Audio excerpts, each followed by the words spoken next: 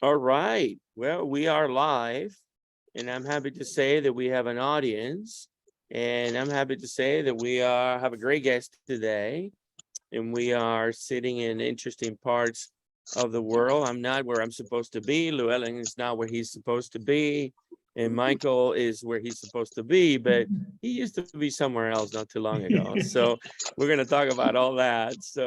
But before we get rolling, we're going to ask our own John Sibley Butler for some music. I've got sunshine on a cloudy day.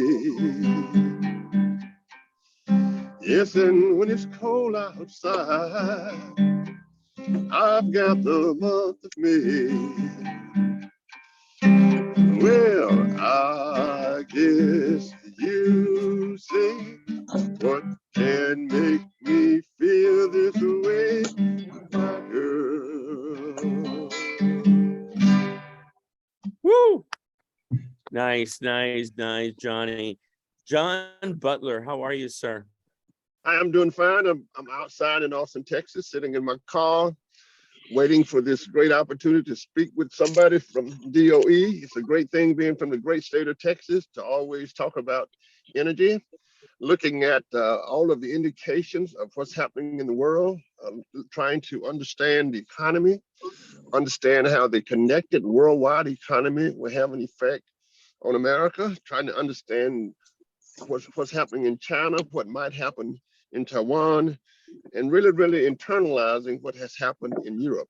Isn't it interesting, as I always say, that within the context of all of the problems, there's a certain normacy that we have. So when I leave the CNN, if you will, and way and walk into the world, and I talk to people in their everyday life, people are concerned with lots of stuff. Most of my friends are concerned with the economy and the predictions of the economy. But our biggest thing in America, as you know, is how will we make the country roll in energy? And I've read a lot. I've been working on the grid for about six or 7 years. So as I said, it's very interesting. But what a world, what an interesting time we live in coming off of the pandemic. So I like to solve problems, you know, as a professor type, and there are lots of problems to solve. I've done lots of talk shows, done a lot of stuff. So it's interesting to talk about these things, especially energy. Absolutely, absolutely. Let me say hello to Llewellyn King. Hello, Llewellyn, how are you? I'm very well, thank you. I'm here in Austin, Texas, your home territory, but I noticed that wisely you have left town in order to avoid any direct confrontation. You're well advised.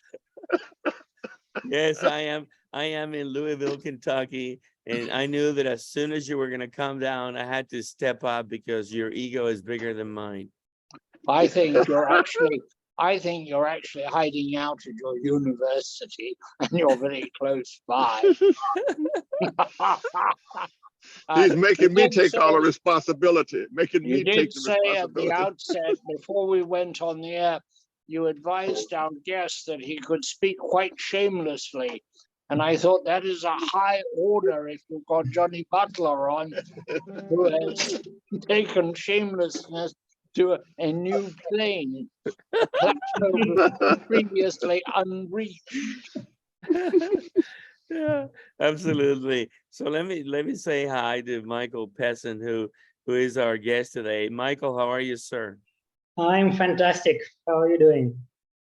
Good, good. We are so delighted that you're here. And for those of you listening and will be listening that don't know of Michael, Michael is an old friend, and he's currently the Deputy Assistant Secretary of Grid Systems and Components within the Office of Electricity at the U.S. Department of Energy.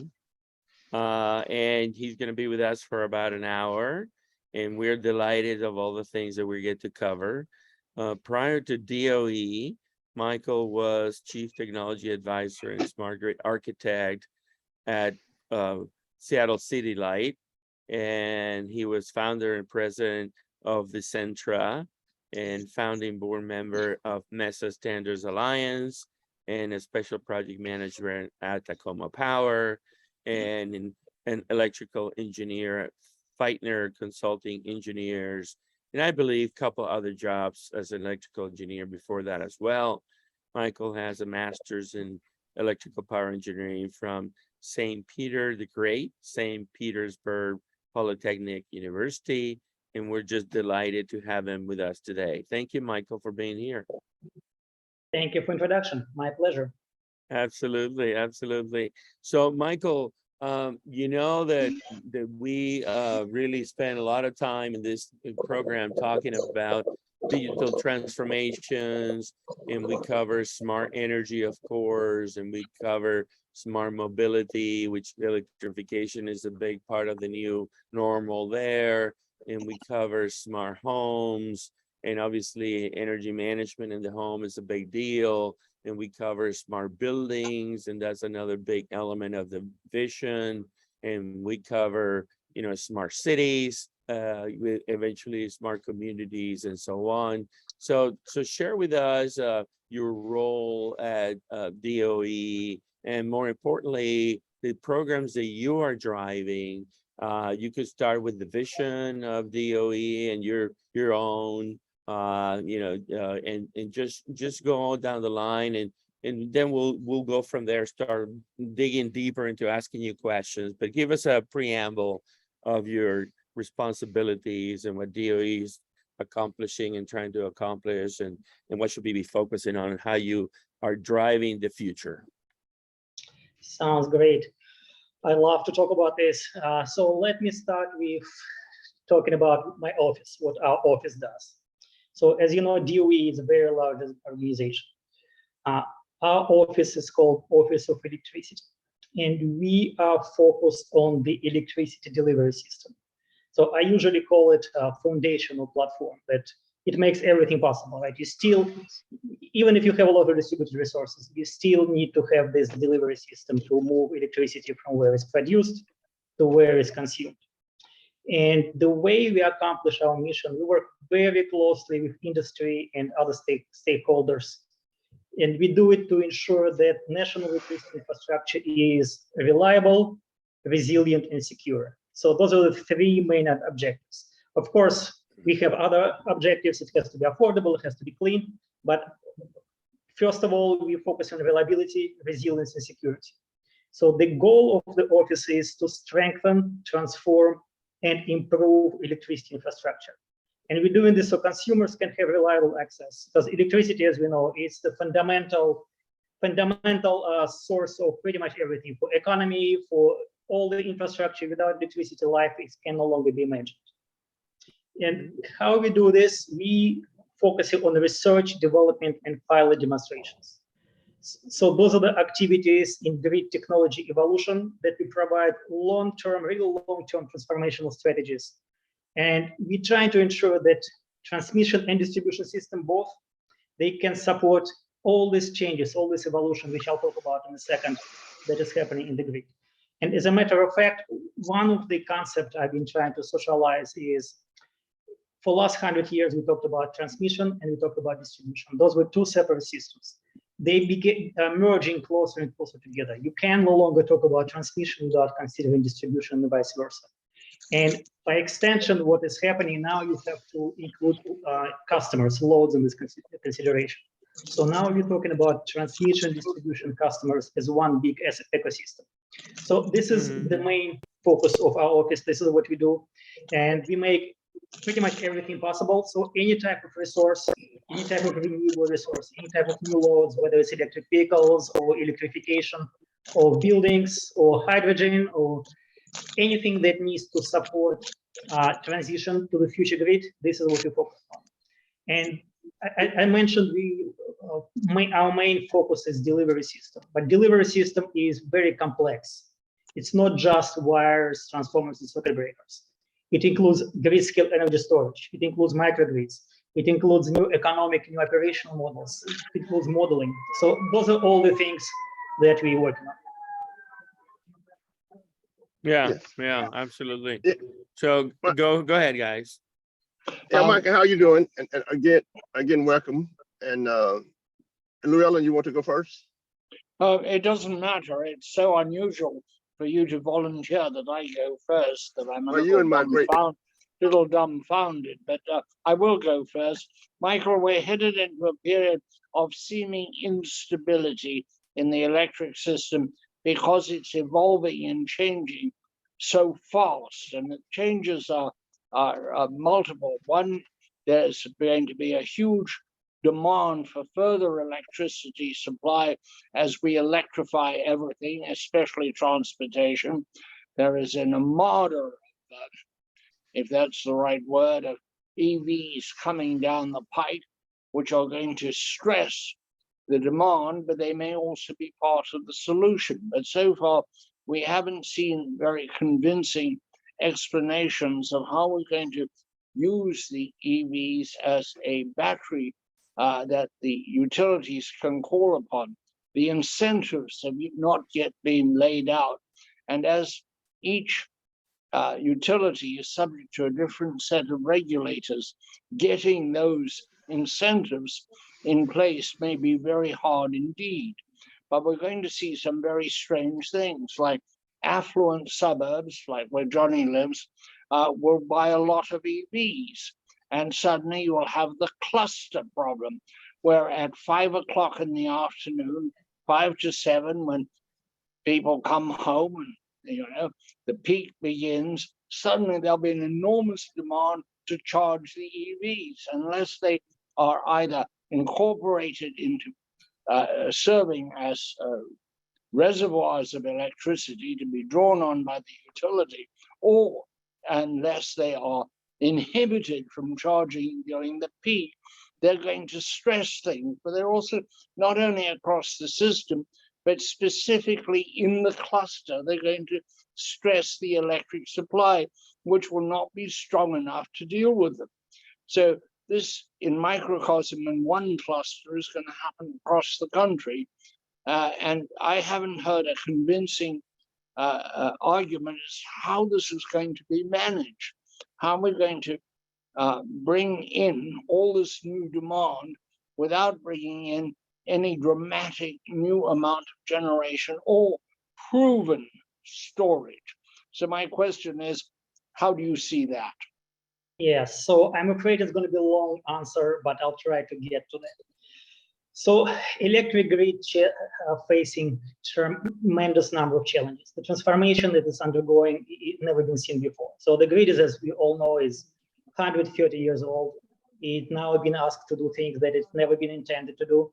So historically, electric grid basically had 3 expectations. You want to be able to have affordable power, reliable power, and secure power. So once you had it, you can keep your lights on and everybody was happy. But now the expectations are completely changing. The emerging expectations are, so first of all, you need to integrate very diverse set of generation resources. Then you need to maximize the benefits of end-use efficiency and storage. So electric vehicles, electric transportation sector is reducing dependence on oil, so you need to integrate all this, as you mentioned. And then we need to meet environmental constraints. So there is a number of drivers that require changes to happen for electric grid. And those drivers actually not just technical. So of course, the main thing is we're trying to achieve decarbonization of electric grid in the entire US economy. But as a result, we're gonna see more and more renewable generation. And most of this renewable generation is non-dispatchable, intermittent. In addition, most of this generation is inverter-based, which means we're going to be losing all this rotating machinery inertia that we need to address somehow in a different way. And then, as you mentioned, changes at the edge, right? So we're going to have very rapid electrification of electric loads, of electric vehicles.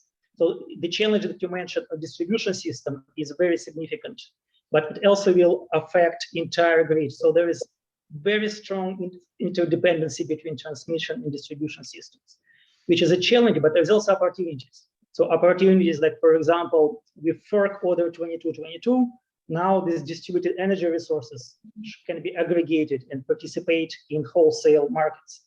So these electric vehicles, as you absolutely correctly said, they can be used as reservoirs, or what I call batteries on wheels. And they can provide not just energy back to the grid, but they can also provide additional essential reliability services or ancillary services. So there is a lot of opportunities there. But let me finish talking about challenges. So I mentioned there's both technical challenges and non-technical challenges. So on non-technical, kind of half-technical side, there is a lot of new threats that the electric grid is facing. And those are both physical and cyber. And we need to address them. And as we get more and more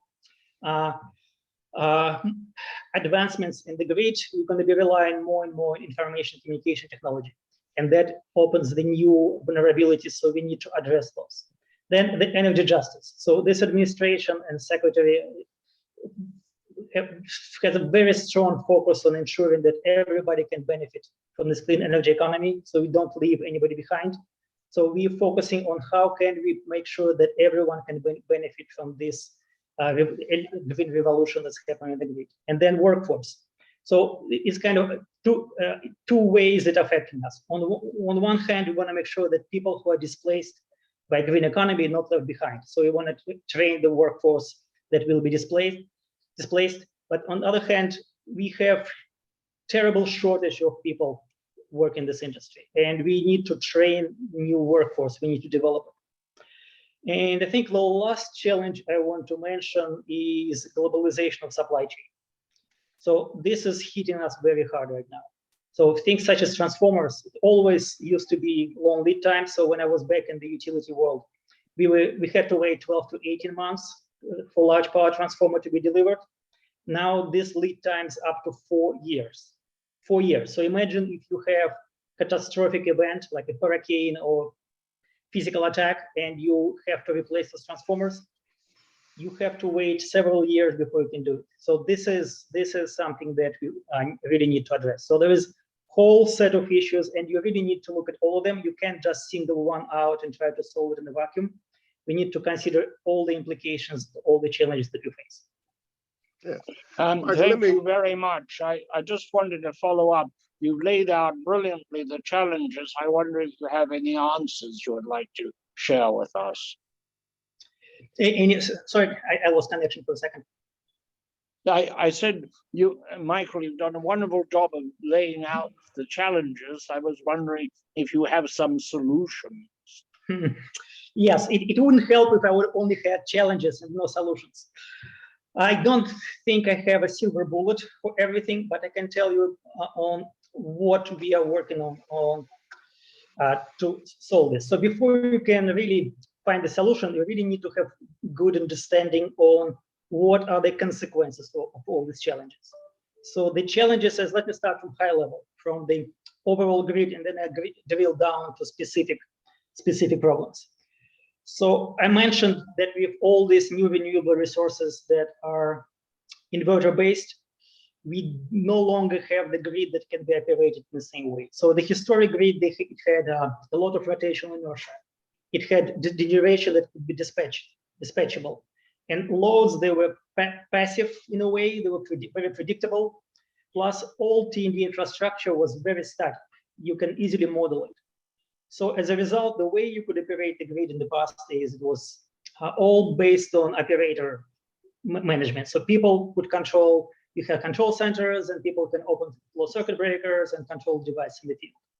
And all these controls were centralized. You had SCADA measurements that every about 4 seconds, you could get update of your data.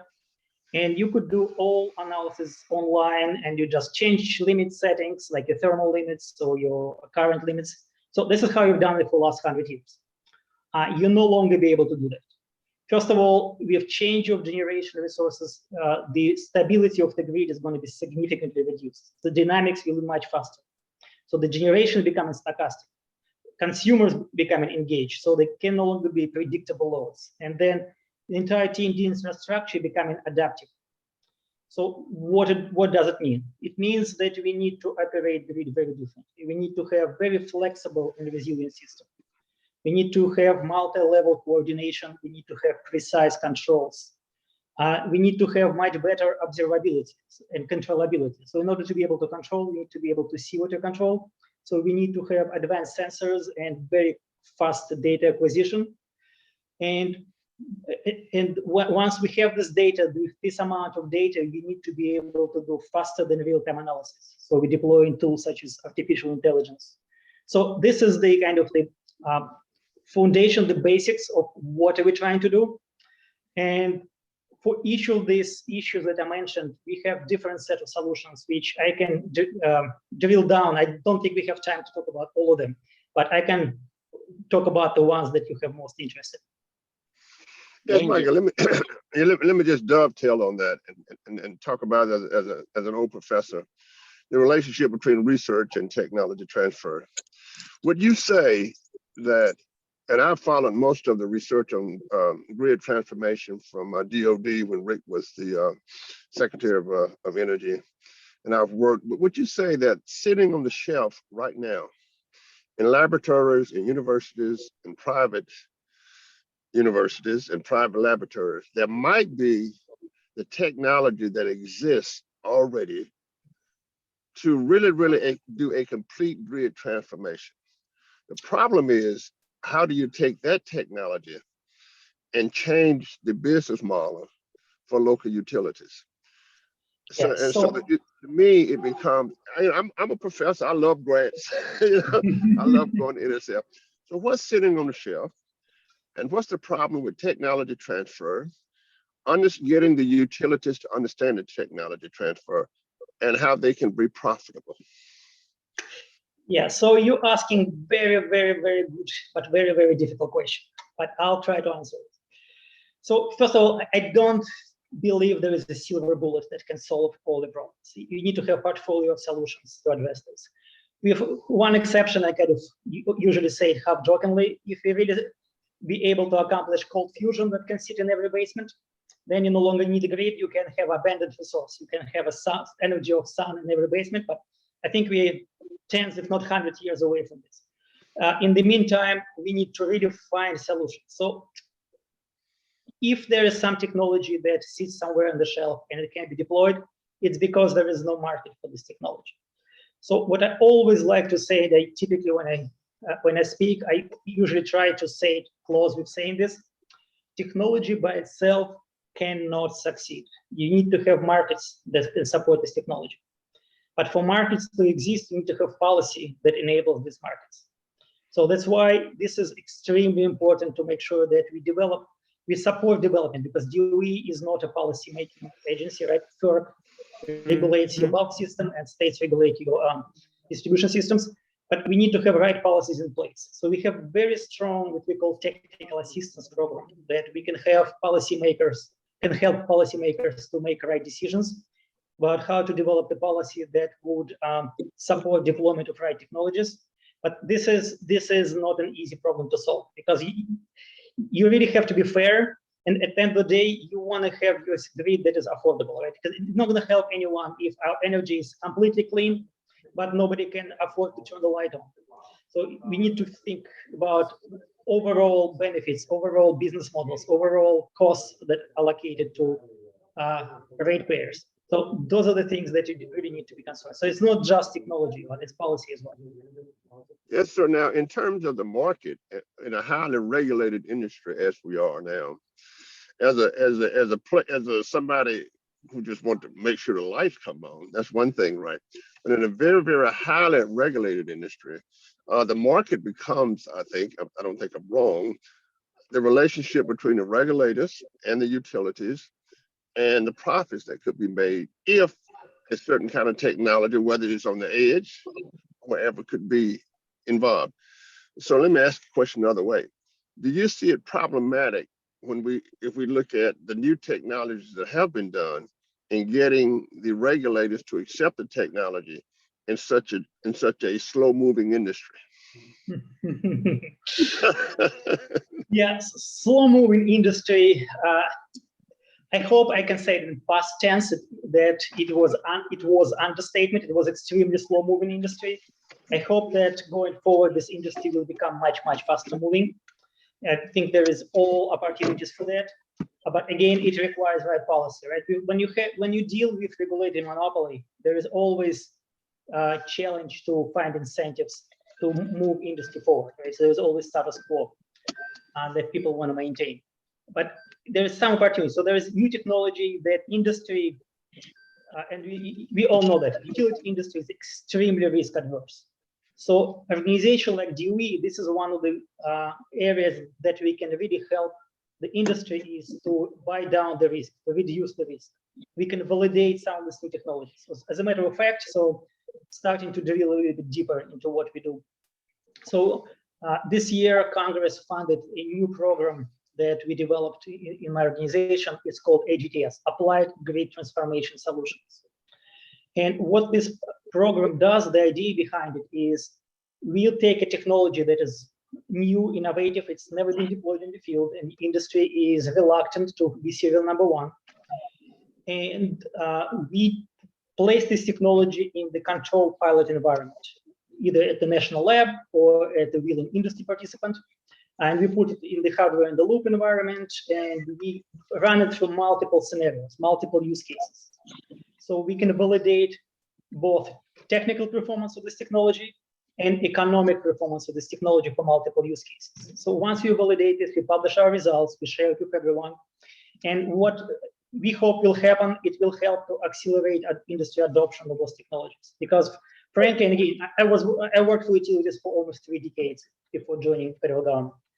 And if I would go to utility board or utility commission and tell them, well, I'm going to buy this system that nobody ever deployed, but trust me, I'm an engineer, I know what I'm doing. Guess what the answer will be?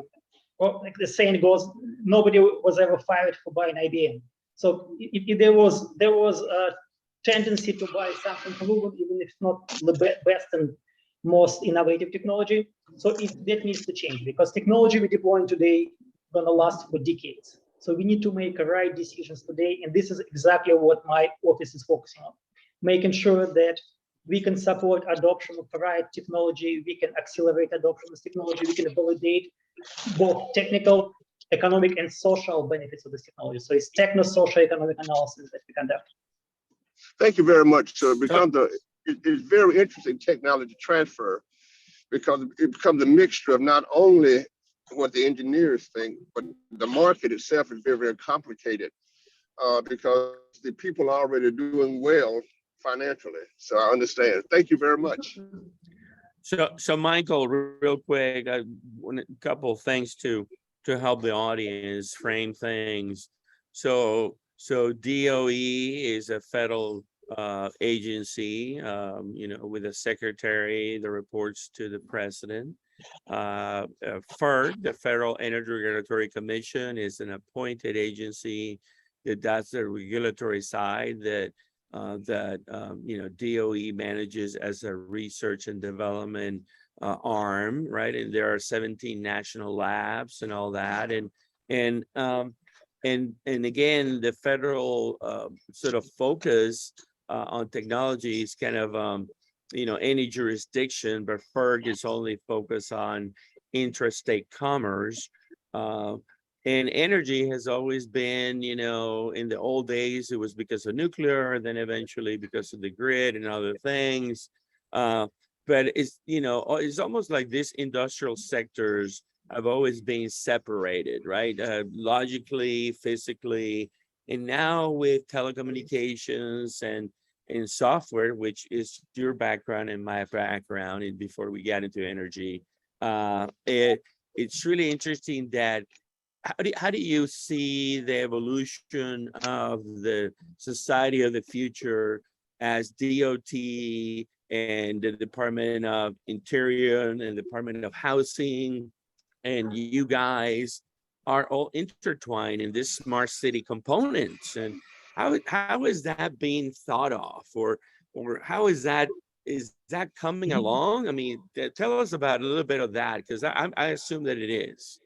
Yes, it is. You're absolutely correct. So we're working very closely with our sister agencies. So I'll use some examples. Let's start with transportation. So we recently formed a joint office between Department of Energy and Department of Transportation to support electrification of transportation. So it's led on the DOE side. It's led by Vehicle Technologies Office, but the role of my office is to support integration of these electric vehicles with electric. So opportunity to have B2G. So I alluded earlier to ability of distribution side resources to participate in wholesale markets. Now, there is more and more attention paid to virtual power plants, VPPs. So the opportunity is there. So if you can aggregate multiple electric vehicles, multiple other distributed energy resources, and I'll enable them to provide multiple services to the grid. It's not just energy, right? So as people outside the industry, they think it's all about energy. It's way more than energy. There's many other services they need to provide. So, and all these services can be monetized. So if you can create markets with these right policies that allows you to monetization of these services, the businesses will start popping up to enable this. The challenge is, how do you keep it intact? How do you keep it organized in such a way that it supports electric grid reliability, resilience, and security, the three pillars that I mentioned, versus just being detrimental? So we talked earlier about this clustering effect, right? So when you have a wealthy or affluent neighborhood and you have every house have 2 Teslas and all of them connect to the same transformer, and at the end of the day, so transformer not going to explode. So there was, when first electric vehicles started to come online, people were telling horror stories of how transformer will explode and fall on your children. No, it's not going to happen. But transformer will fail prematurely. So you really need to make sure that you manage these loads. There's many ways to do it. You can manage it by managing loads themselves, or you can develop new types of transformers, which we also work on. So you, for example, transformer may need to have tap changers to make sure that you can maintain your voltage at distribution level on the customer side within appropriate limits, that you can provide reactive power and voltage support to the grid. So there is many opportunities. Plus, while on the subject of transformers, and I mentioned huge lead times, so the supply chain is very challenging. So we are looking into alternative solutions. So can we develop solid state transformers, for example? Technology exists, but right now it just cost prohibitive, right? It's too expensive. So can we reduce costing? Can we build a hybrid transformer? But once you have all these resources enabled to participate and support all the grid services, now you're creating new markets, new type of consumers. So this is what some people call non-wire alternatives. So you can have these non-wire alternatives to provide support to the grid.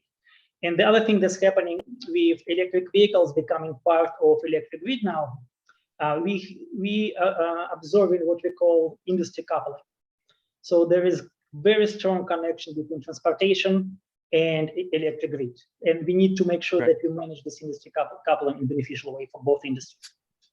Absolutely. Michael, Absolutely. Michael, you mentioned, you said a very interesting thing. And you said, it doesn't matter how clean the energy is. If people cannot turn on their lights, it doesn't make any difference. That's a powerful statement to me.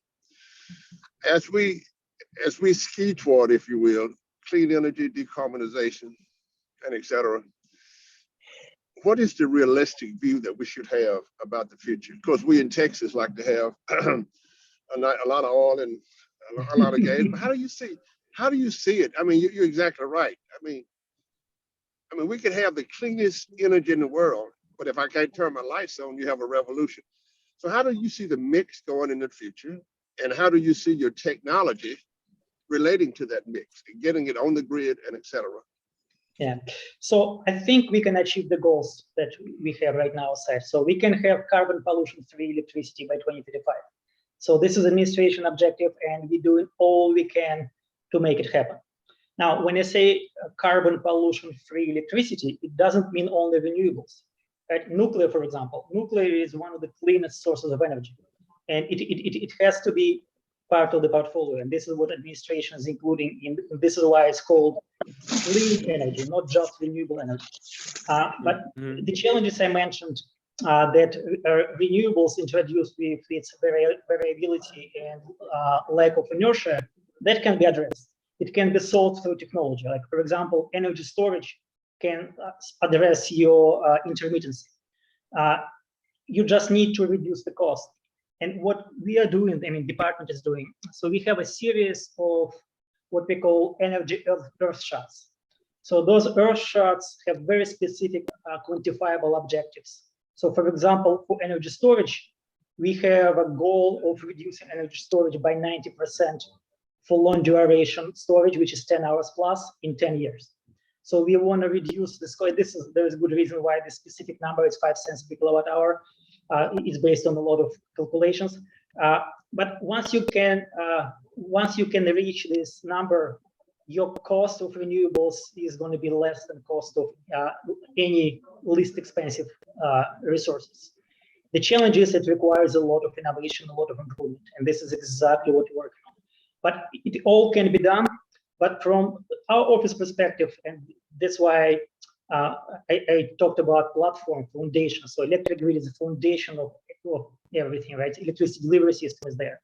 So our job is support all the resources, all of the above solutions. Whatever resources are right, whatever technologies are available exist, my job is to make sure we can accommodate and integrate them.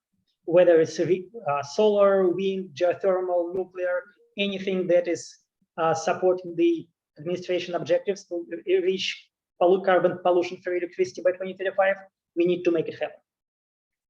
Yeah, now Andreas have done the math. Andreas have done the math on this.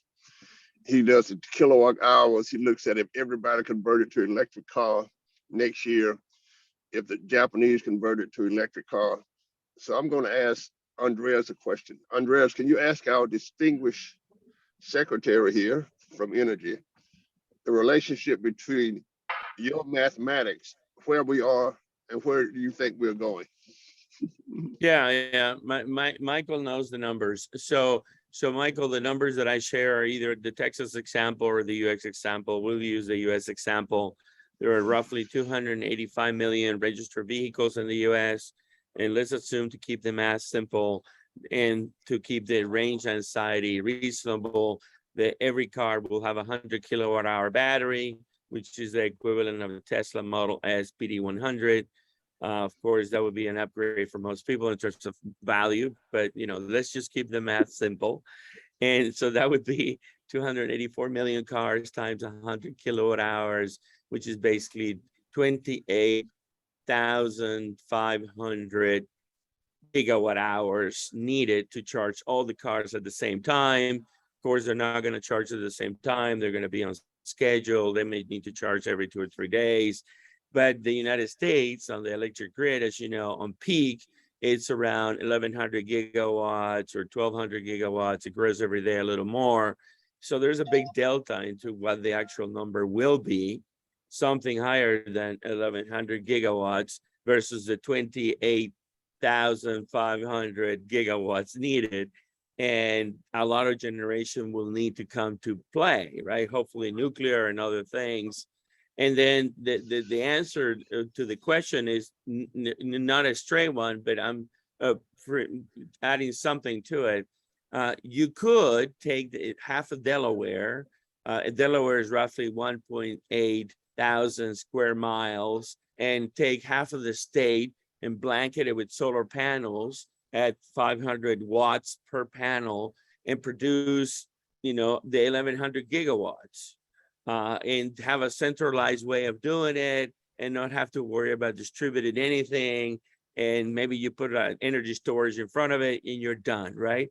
Or you do what California is doing and forcing every new house to have solar panels and energy storage. And now you have this challenge of inverter base versus inertia. And so the question, Michael, is, and I know you all thinking about all these scenarios, is how does DOE inject itself into, how is it going to happen in a market economy driven by profitability? And how do we not necessarily pick winners, because you can't and you're supposed to, but how do you make sure that we're not doing the dumb thing? Yes, that's the answer. Anything else? Okay, so but seriously, So there is two trajectories that people always talk about for future grid. And sometimes I even was part of the people debating which is the right way, which is the wrong way. So one trajectory is fully distributed world, when you have all your local demands met by local resources. So every house has a solar panel with energy storage, well, until we get to cold fusion. And then all these resources supporting your local needs. The other trajectory is where you have a lot of large-scale renewable, because we need to have it carbon-free, carbon pollution-free generation, and then you connect this through reliable backbone, reliable grid. So my answer is always, it's not one or another, it's both. And I'm very strongly convinced in that you need to have both, the complementary.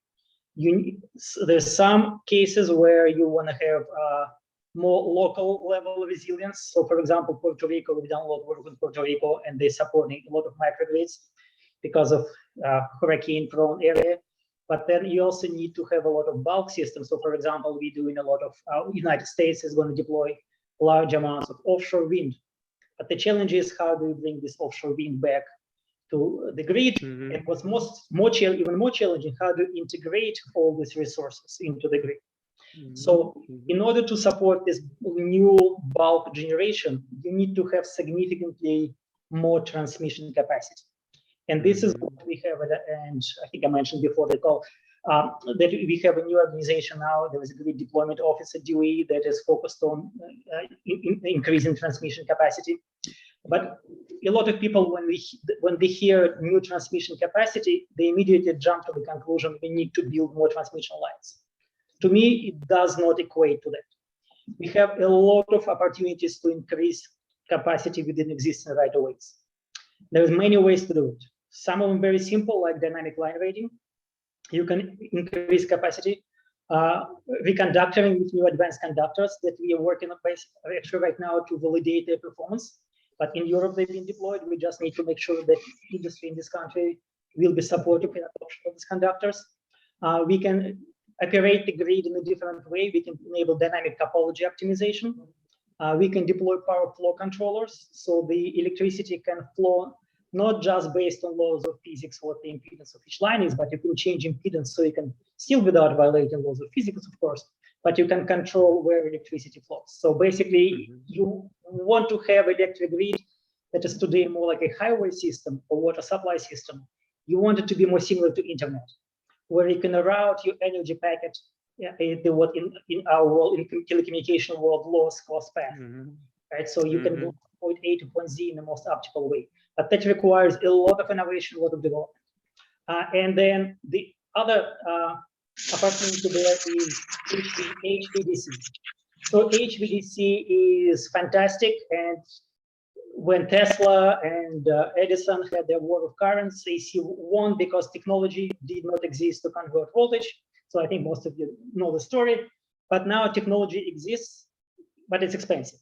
So another program that we're working on, just drilling down to what we do, is developing power electronic solutions that can significantly reduce cost of power electronics. And it's all the way from 800 volts, let's say, for charging electric vehicles, to 500 kV or 1 million volts for HVDC. But once we reduce the cost and improve performance of this technology, we can introduce a lot more HVDC. So what HVDC does for you, it's not only can triple or quadruple your capacity in the same right away, but it also supports a lot of system reliability, resilience, and security, system stability. So this is what can be done on both. Michael, let's be a little bit narrow focused here. One of the general ideas is that rooftop solar should be accompanied by a battery so that you can draw on it. But is that the best option? Nevada, NV, the utility there, is saying, no, that's not the best option. Maybe we should put the batteries at the substations, and that they should be utility batteries where you have economies of scale and where a single inverter rather than multiple inverters scattered all over the neighborhood. How do you feel about that? Yeah, so being in this industry for a long time, I learned not to jump to conclusion really quickly, based on some information, but you need to really do analysis. And there is no universal answer to this question. In some cases, your solar plus storage at the same location makes sense. But in many cases, it's much better to have storage at a substation. You might have storage at a distribution transformer, distribution service transformer, for example, for your neighborhood.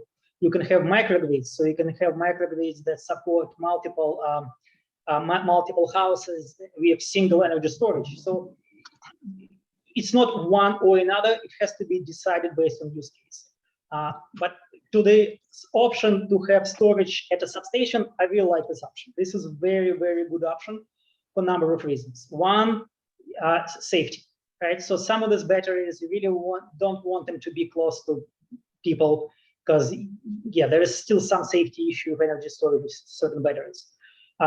Then it's much easier to integrate batteries at higher voltage level. So in fact, we work on some of the solutions that would allow your substation transformer to integrate battery storage directly in transformer. So basically you have your traditional inductive wound transformer, but the tertiary can be solid state, and it can take direct DC input into this transformer. So you can support both distribution system with this battery, or you can support transmission system with battery. So this is fantastic solution right now, just on paper, because it requires a lot of research, a lot of work on power electronics. But this is one of the very attractive options from my view. But I wouldn't go as far as say this is the solution. This is one of the many solutions. I have one follow-up question, and that is, I went through the energy crisis. I even helped Jim Schlesinger set up the Department of Energy. At least he called me every day to complain. He did endlessly. But let me, the question is that most of the things which saved us took 30 years from invention to coming to market, whether it was windmills, solar panels, or fracking. It took 30, 40 years. We need a lot of invention here, and we haven't got 30 or 40 years. How do you accelerate things? Yeah, this is another fantastic point. Yeah, I think I've got so many excellent points here that I have challenge giving you a simple answer. So I think I will just complicate your question even further. Because of most of the systems in utility world, once they deployed, they are there for 20, 30, 40, 50 years. The decisions you make today affects many generations to come. So, but back to your question, how do you solve this? So the best way, or the best way I know of to solve it, is to make sure that you analyze your best technology available, you validate it, so you don't put technology that is high risk in service. And this is what I mentioned our new AGTS program is focused on. And then you accelerate adoption of this technology. Now, national labs are fantastic. So this is the best resource in the world for innovation. But once you develop the technology, then you need to commercialize it. So Department of Energy has another office called Office of Technology Transitions, OTT. And what this office is focusing on is making sure that technology that is pre-commercial, almost commercially ready, can be commercialized. So they're helping the industry. The other office we have that helps is called LPO, Loans Program Office. Well, Jigar Shah, who is leading this office right now, he's doing a fantastic job in identifying opportunities for loan guarantees, so we can support new technology adoption with our funding guarantees from department. All right, Michael, I got a bunch of questions that I want them to do on a rapid fire motion. So you can answer very briefly so we can get through them as I'm looking at the clock.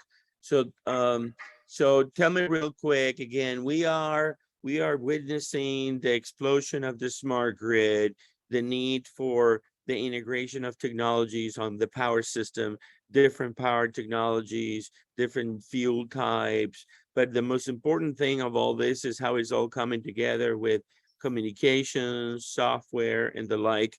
So real quick, your thoughts and the importance of how you're all thinking about the following things. How fundamental is fiber or 5G or 6G to the future that we're talking about?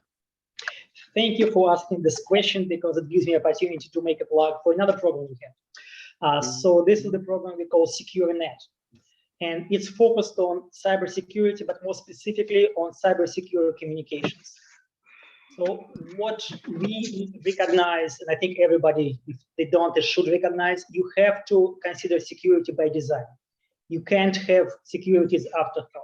It has to be in the very early stages of your research and development for every element. Even if you think there is no implications for cybersecurity, you need to think about this. So on communication side, we have the program that we are looking at end-to-end secure communications. You can't look at one part of the system without considering another. So you have to look all the way from generation to your thermostat.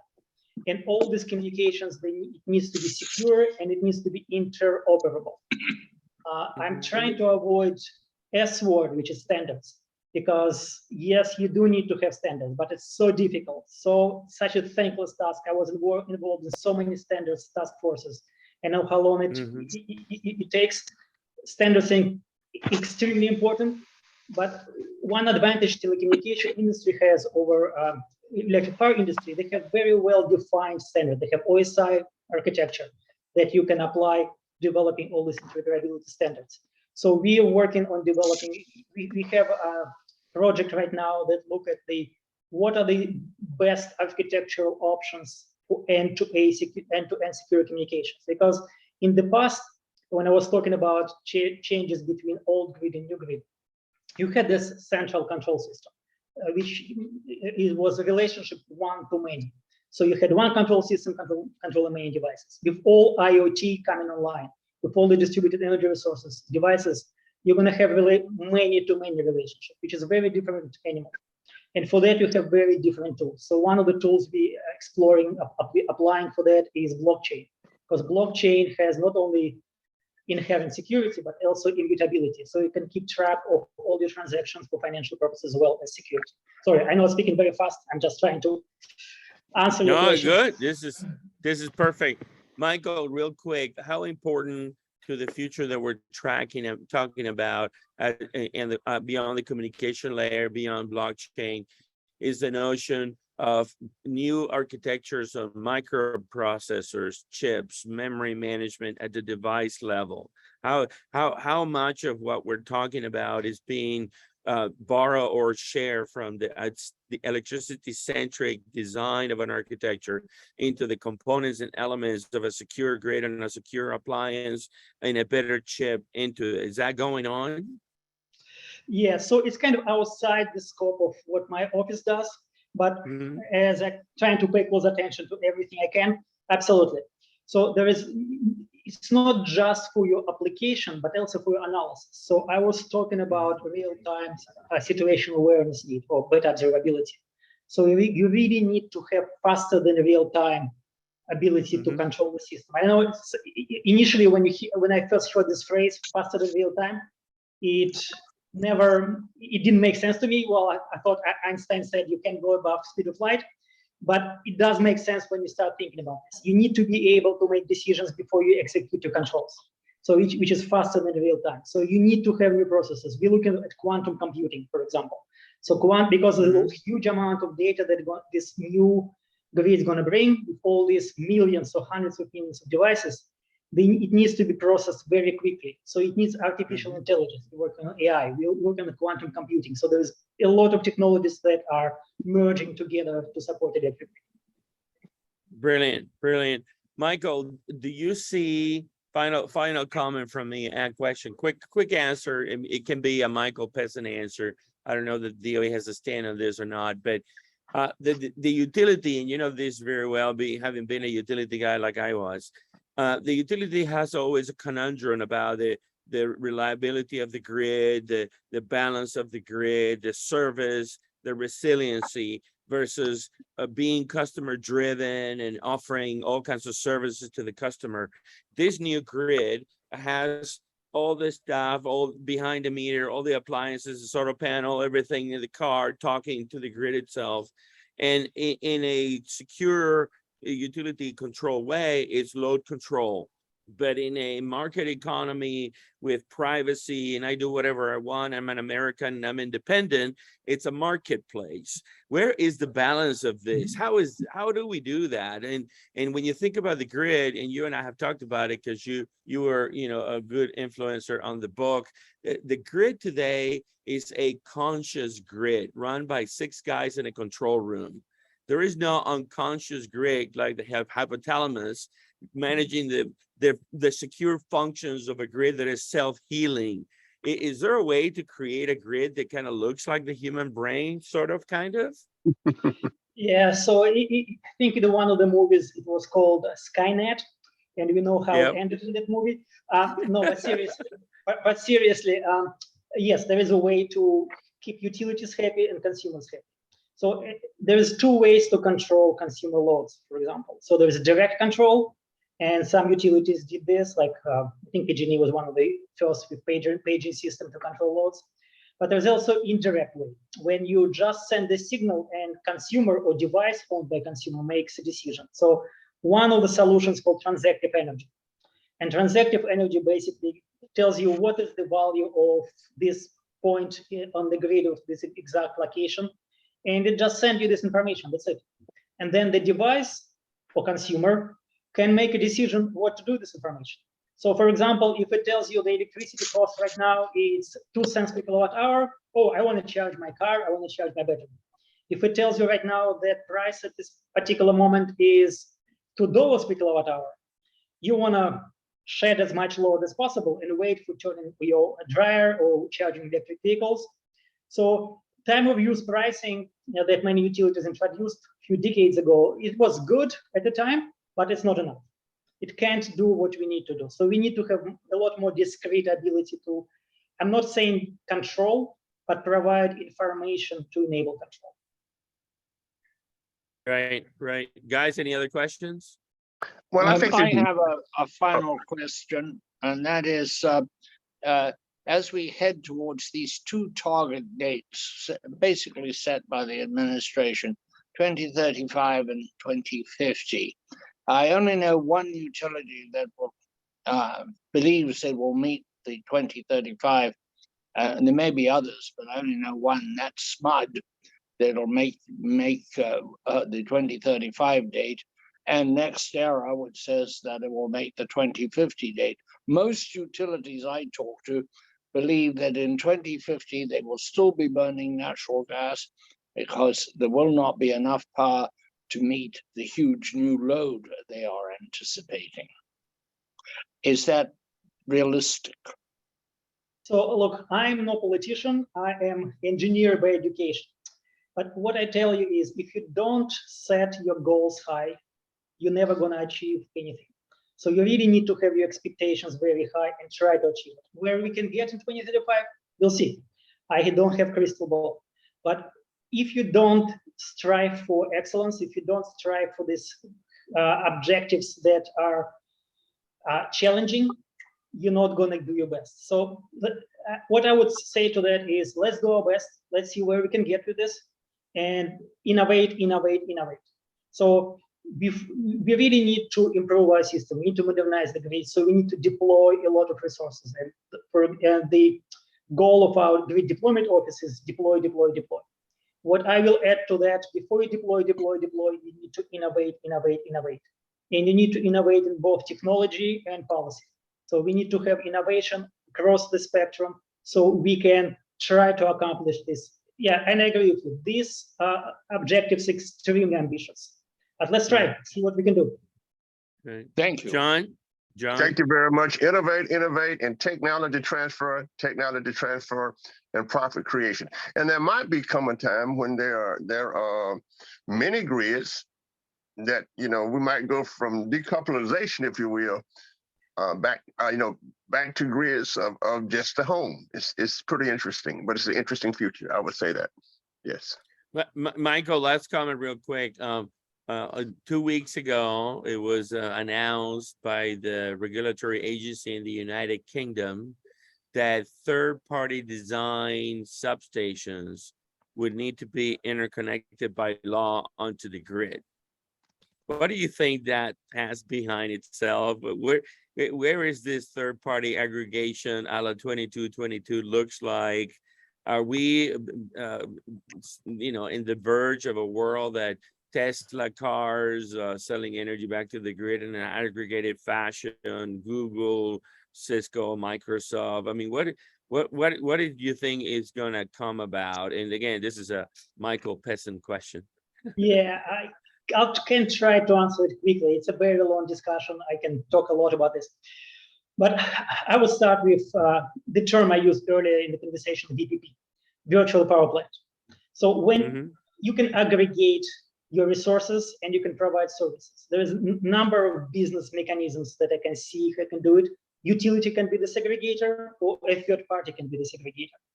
But the coupling between transmission and distribution system and customers becoming so strong is paramount. So as a matter of fact, you can no longer do transmission planning without considering distribution and customers. So I think the future is there. You just need to be careful how you develop the right policies in the US. And believe it or not, that is harder than right. Yeah. So anyway, Michael, thank you for being with us today. And as always, it's a pleasure to visit with you. We will, you know, hopefully invite you to come and join us at the Digital 360 Summit, September 26th through the 29th. Hopefully your schedule will permit that and you can come to Austin. Lots of exciting things and programs. I know a lot of cities, utilities, IOUs, co-ops, and munis are excited about the funding and the possibilities. And I cannot imagine a better time to be in the energy industry. Congratulations to you on what you do every day, helping the nation. Congratulations on adjusting to the magnanimous Washington, D.C. And I know that the food is not as fresh on the seafood side like Seattle, but it's a magnanimous place. Yeah, fantastic. Thank you very much. And thank you, everybody. I really enjoyed the conversation. Excellent questions. Thank you very much for the time and for your superb answers. We appreciate it. right. Thank you very much. I got a little noise behind me, but I'm fine. Thank you very much. All right, Johnny, take us away. Unmute yourself. Roll me up and smoke me when I die. And if anyone don't like it, just look them in the eye. I didn't come here and I ain't leaving, so don't sit around and cry. Roll me up and smoke me when I die. Fiscal year 24. So our fiscal year starts. Take care. So as you're looking at what you see today, there's going to be some. Bye-bye. Good job. Good job. Good job. With this. Good job. Thank you, guys. Let me stop recording here. And here we go. No more recording.